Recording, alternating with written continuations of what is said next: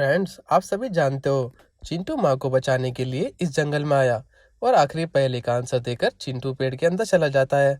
चलिए आगे देखते हैं। जैसे ही चिंटू दूसरे दरवाजे से बाहर आता है, एक भालू चिंटू के पीछे पड़ जाता है। चिंटू को कुछ समझ नहीं आता कैसे इस भालू से बचा जाए। चिंटू बस भागने लगता है और एक गड्ढा देखकर उसमें उतर जाता है।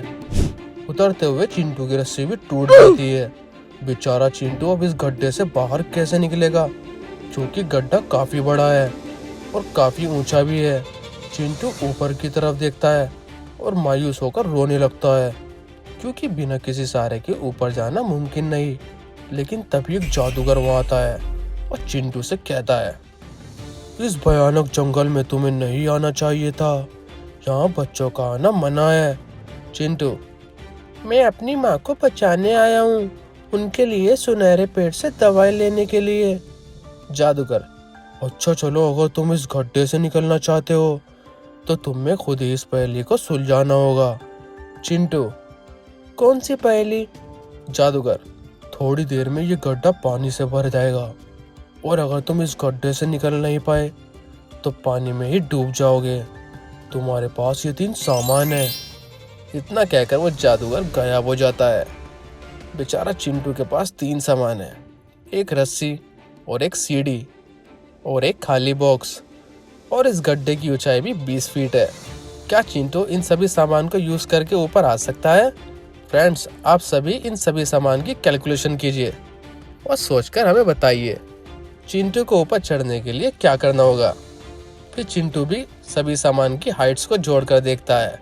बॉक्स की हाइट 3 फीट, इस सीढ़ी की हाइट 5 फीट है और रस्सी की भी हाइट 5 फीट है और चिंटू की हाइट 3 फीट है। टोटल हो गया 16 फीट। लेकिन बाहर निकलने के लिए तो 20 फीट जाना होगा। इतना सोचते सोचते अब गड्ढे में पानी भरने लगता है और चिंटू डरने लगता है।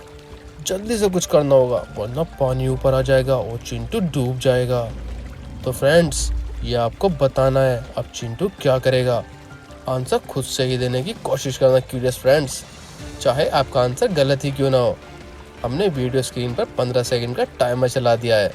जल्दी से अपना आंसर कमेंट कीजिए।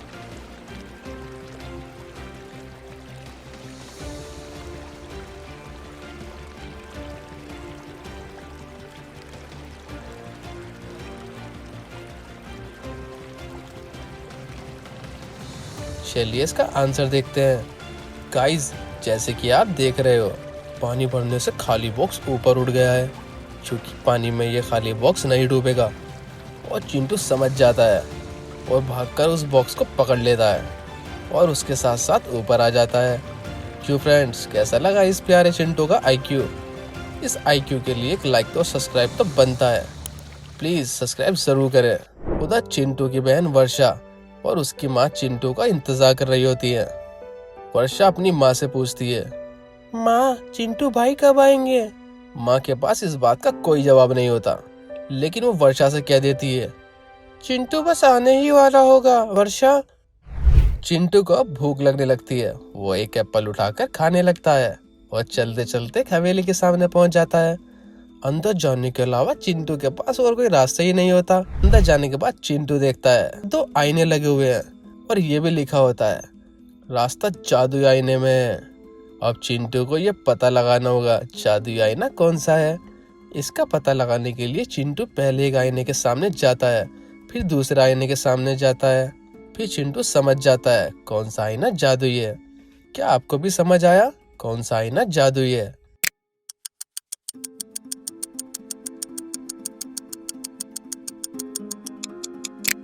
चलिए देखते हैं। जब चिंटू ने इस वाले आईने के सामने आकर देखा तो आईने में एप्पल उल्टे हाथ में दिख रहा था, लेकिन एप्पल तो चिंटू के सीधा हाथ में था और आईने में ये उल्टे हाथ में नजर आ रहा है।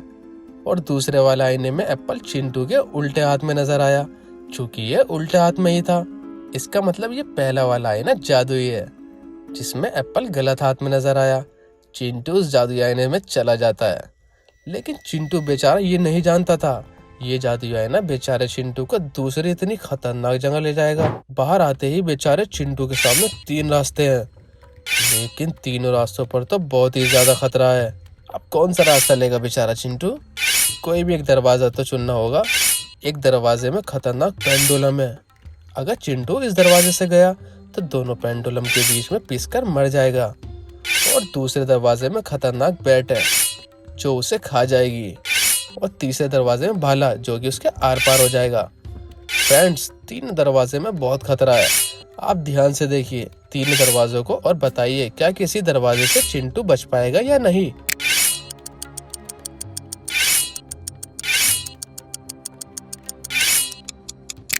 फ्रेंड्स, आंसर बहुत ही सिंपल है। तीनों दरवाजों पर अगर ध्यान से नजर डालेंगे तो बस इस लास्ट वाले दरवाजे से ही चिंटू बच सकता है, क्योंकि भाला लगातार एक पोजीशन में चल रहा है जो कि चिंटू की हाइट से ऊपर है और चिंटू की हाइट भी छोटी है। वो आराम से नीचे बैठकर निकल सकता है। क्या आपका भी यही आंसर था क्यूरियस ऑडियंस? कमेंट में जरूर बताइए। चिंटू बचकर बाहर आ जाता है, लेकिन बाहर आकर चिंटू देखता है रात हो गई है। बेचारा चिंटू अब बहुत डरने लगता है, क्योंकि वहाँ एक पेड़ के अलावा आगे जाने का भी कोई रास्ता नहीं होता। और थक कर अकेला पेड़ के नीचे ही बैठ जाता है और माँ को याद करके रोने लगता है, क्योंकि उसे भी माँ की बहुत याद आने लगती है। तभी उस बच्चे को रोता देख वही पेड़ बोलता है, तुम इस जंगल में क्यों आए हो? चिंटू उसे अपने आने की वजह बताता है। पेड़ कहता है, तुम सुनहरे पेड़ की तलाश में आए हो, मैं वही हूँ। चिंटू ऊपर की तरफ देखता है और बहुत खुश हो जाता है।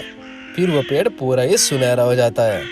उस बच्चे पर तरस खाकर सुनहरा पेड़ उससे कोई सवाल नहीं करता और वो दवाई दे देता है जिसकी तलाश चिंटू को थी।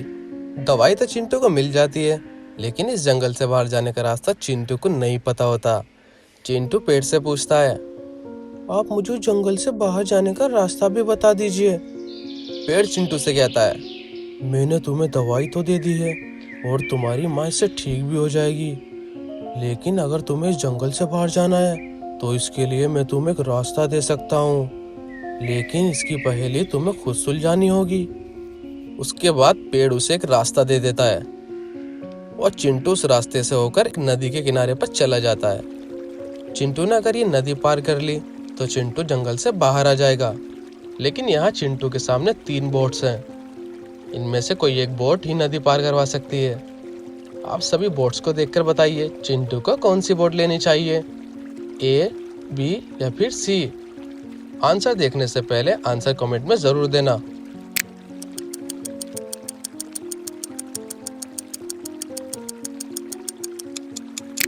चलिए आंसर देखते हैं। फर्स्ट वाली बोट को आप ध्यान से देखिए, ये थोड़ी सी डूब रही है क्योंकि ये टूटी हुई है। इससे जाना तो बहुत ही रिस्की है। दूसरी वाली बोट में बोट को चलाने की कोई स्टिक नहीं रखी है जिससे चिंटू फ्लोटिंग कर सके। और थर्ड वाली बोट एकदम सही लग रही है और इसमें फ्लोटिंग स्टिक भी रखी हुई है। ये वाली बोट लेकर चिंटू नदी पार कर लेता है और घर की तरफ निकल जाता है।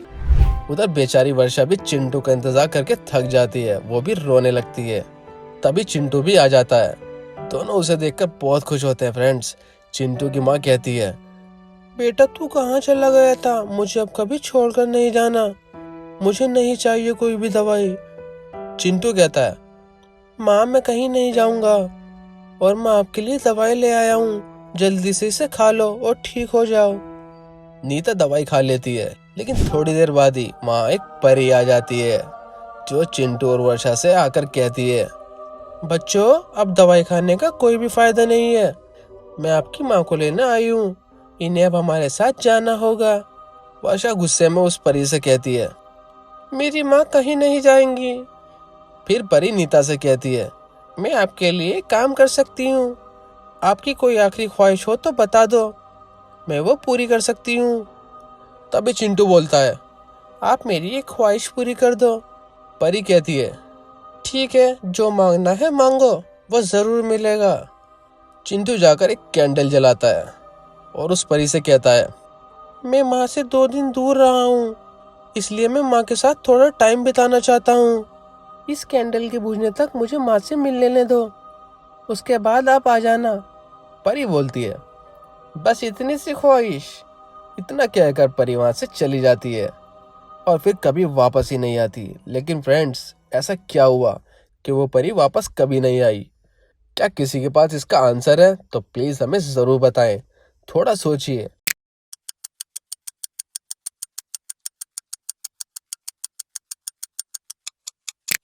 अगर आपको समझ नहीं आया तो हम आपको बताते हैं। चिंटू ने परी से कैंडल पूरी जलाने का टाइम मांगा, लेकिन चिंटू ने कैंडल पूरी जलने ही नहीं दी, उसको पहले ही बुझा दी। और कैंडल्स कभी पूरी जली ही नहीं, और परी फिर कभी वापस ही नहीं आई। तीनों बड़े प्यार से खुश होकर साथ में रहने लगे। क्यूरियस ऑडियंस, हम उम्मीद करते हैं आप सभी को ये कहानी और पहेली पसंद आई है। अगर बहुत पसंद आई है तो कमेंट में ओपी लिख देना। माँ और बच्चों के इस प्यार वाली कहानी को सभी को शेयर करें, लाइक करें और सब्सक्राइब ज़रूर करें। आगे भी हम ऐसी प्यारी पहेलियाँ और कहानियाँ लाते रहेंगे। Thank you friends.